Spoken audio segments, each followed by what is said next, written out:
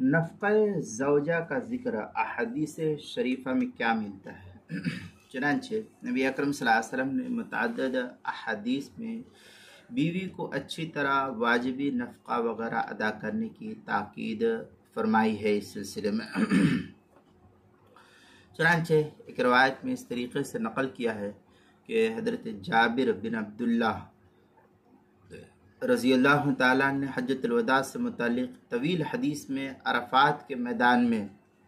نبی اکرم صلی اللہ علیہ وسلم کے خطبے کی تفصیل بیان کرتے ہوئے خواتین کے حقوق اور ذمہ داریوں سے متعلق رسول اللہ صلی اللہ علیہ وسلم کے یہ بلند پایہ کلمات نقل فرماتے ہیں۔ کہتے ہیں کہ جو پرسکون ازدواجی زندگی کی ضمانت کی حیثیت اس سلسلے میں رکھتی ہے، آپ صلی اللہ علیہ وسلم کا فرمان نقل کرتے ہوئے کہتے ہیں وَاتَّقُوا اللَّهَ فِي النِّسَاءِ فَإِنَّكُمْ أَخَذْتُمُوهُنَّ بِأَمَانِ اللَّهِ وَاسْتَحْلَلْتُمْ فُرُوجَهُنَّ بِكَلِمَةِ اللَّهِ وَلَكُمْ عَلَيْهِنَّ أَلَّا يُؤْتِينَ فُرُوشَكُمْ أَحَدًا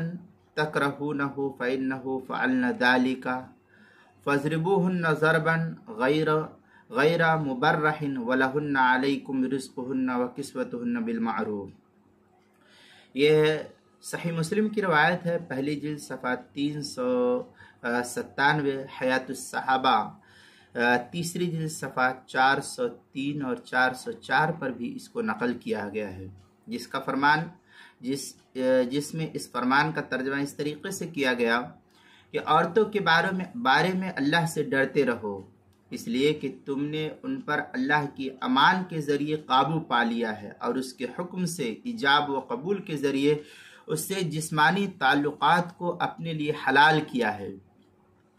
لہذا تمہارا ان پر حق یہ ہے کہ وہ تمہارے بستروں پر ایسے لوگوں کو نہ بیٹھنے دے جن کا آنا تمہیں ناپسند ہو،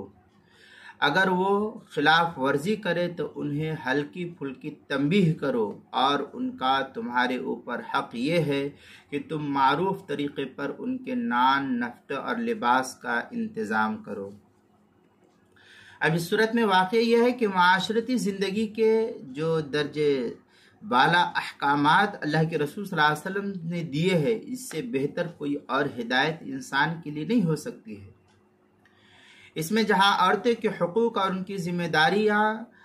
مردوں کے اوپر بیان کی گئی ہے، وہی مردوں کے بھی ان عورتوں کو ان کے ذمہ داریوں کا احساس دلایا گیا ہے کہ اگر ان ہدایات کی پابندی فریقین کریں گے تو کبھی بھی